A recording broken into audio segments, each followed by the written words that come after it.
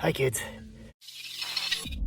Just finished replacing this lower control arm on the Honda Element, and I thought you might like to see how it goes, so why don't you watch me while I do the other side. So to change the lower control arm, I'm going to first recommend that you take off the wheel. That makes things easier. It really does. Now, once you've got the wheel off, you got to get that bolt out that goes through there. You got to get that bolt out that goes through there.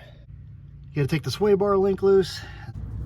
And of course, you've got to get this stupid thing out, which if you've watched a bunch of my other videos, you've seen me wrestle with this. So we're going to start with that, because if I can't get that off, we're done. Cotter pin.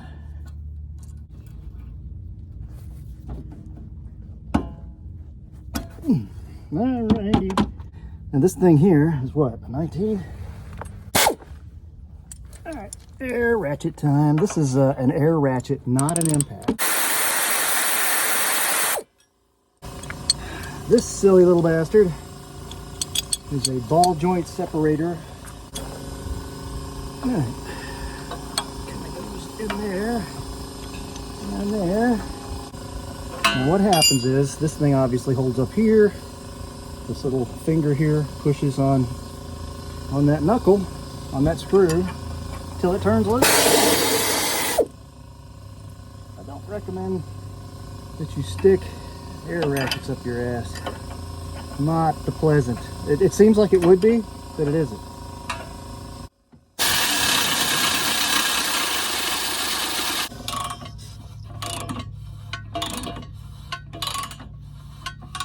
How's it gonna happen this time, guys?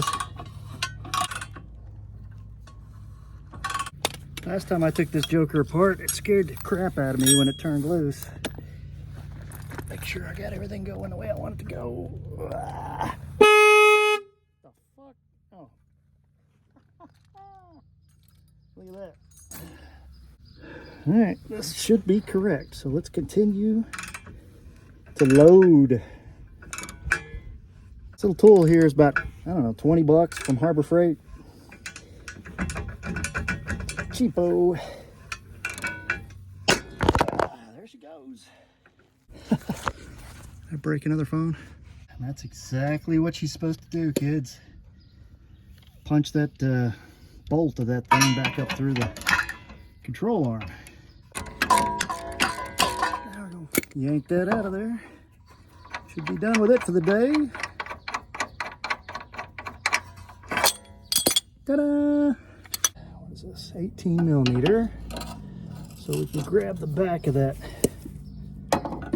sway bar link. See if I can get over here with this 15 millimeter.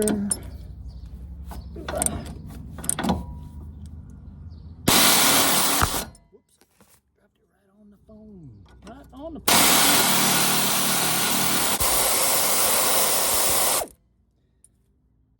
Alright, there's that loose. 18.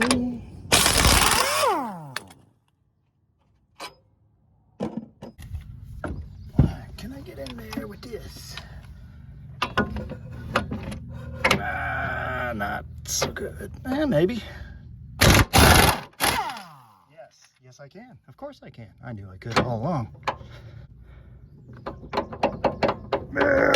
Yay! So once you've got those three loose, it really does just kind of drop out the bottom. Then you can take the new one, slide it back up in here. This one on the far side is the one that I'm finding to be the tricky one. What I want to try and do is line it up, sort of maybe get this one going. All right, there. Let's get a few threads in on that bolt. Then I can wrestle with this one. Then I can wrestle with these others. Get that one bolt in now. So this is where I end up with this bolt sticking out. I mean, this bushing sticking out like that, and I got to get it to line up as best I can. I got to get that to line up with that nut that's welded to the frame. And of course the bolt goes in the bottom. So we've got to get that thing to bend in there somehow. So let's see how we can do that.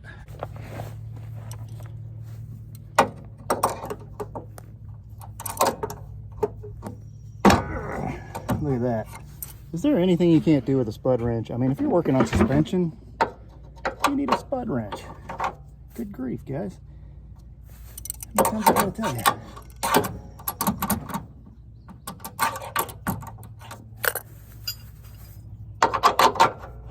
Look at that. Look at that. Grease everywhere. Put it on that.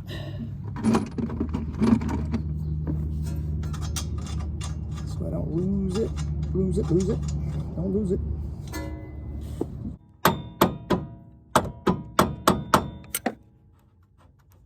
Alright, that got us. Just gotta whack it while you pack it. Wow, that sounded bad, didn't it? Alright, let's zap that one home. The old son of a bitch back together. Did a video on replacing sway bar link ends. Uh-oh, it's extremely easy.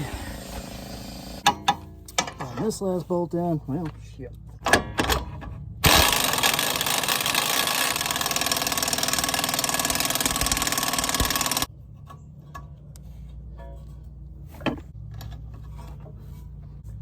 Put the wheel back on, we're ready to go. So that's really it, kids. Just trying to remind you that this big intimidating stuff that's up under your car is not that intimidating. You can do this, I promise.